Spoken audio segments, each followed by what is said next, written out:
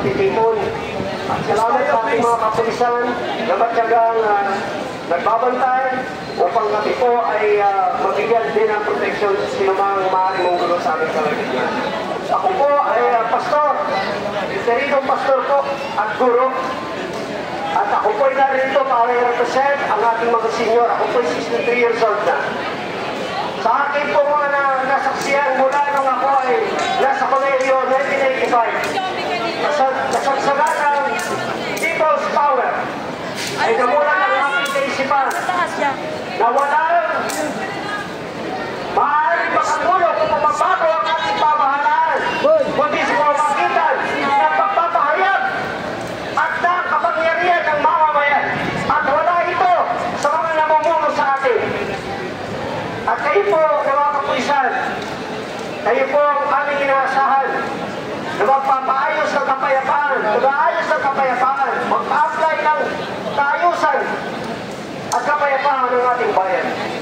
Sa amin pong mga sinyo, sa aming mga nakikita kayo, bankrupt ang PhilHealth, bankrupt ang PGH, walang mga gawag para sa ating mga sinyo.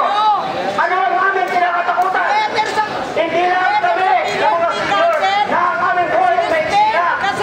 Kundi ang aming iniisip ay ang aming mga anak at ako. At kayo din naman na nandiyan. Malapit na rin kayo mag-senior. Ilang taon naman. At kayo din naman ay umaasa sa PhilHealth, sa mga gamot na nasa ating mga hospital. Ngunit tingnan niyo ang kalagayan ng ating mga hospital at ng ating mga paaral para sa ating mga anak. Hindi ito nasusuportahan ng mabuti. Saksakan sila sa mga hospital.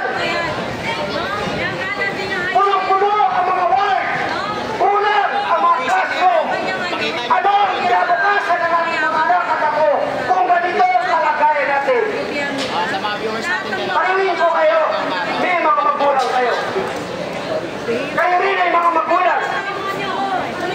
Darating din ang araw na kayo ay manghihina, magkakasakit at mga kailangan ng tulong at hindi maging sapat at hindi mga sahod.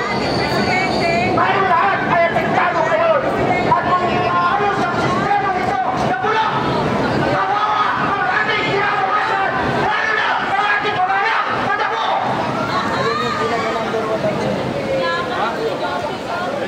Ginawawa natin ang naging pangulo ng ating bansa. Siya ay ginala sa ibang bansa upang pagtitisin. Samantalang tayo ay mayroong sariling batas na kung saan dapat ay sundin. Siya rin ay senior na. 80 years old! Hindi kayo naawa! Darating din ang araw kung anong ginawa niyo sa kapwa niyo, yan din ang gagawin sa inyo! At maaaring sobra pa! Alam ko, wala kayong magawa. Nakatali ang inyong mga kamay.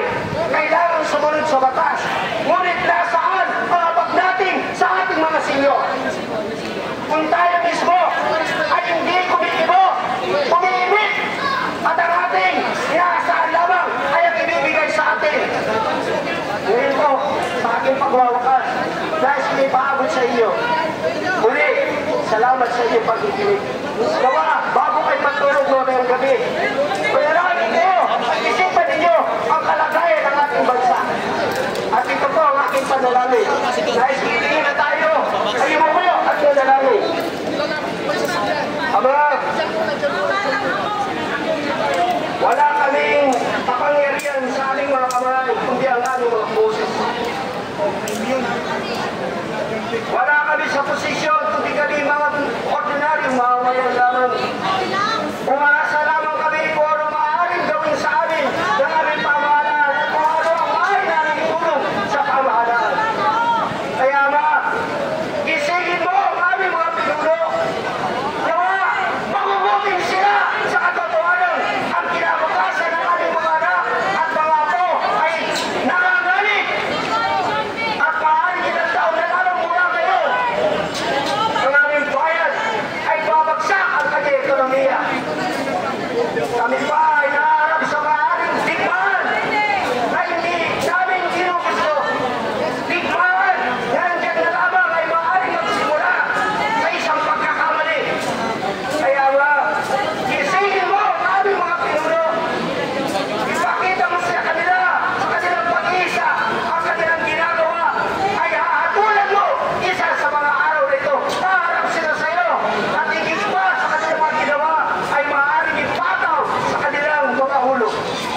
Kaya ba, dalangin namin na mapayapang natin ito sa aming pansamantalang paghiwalay.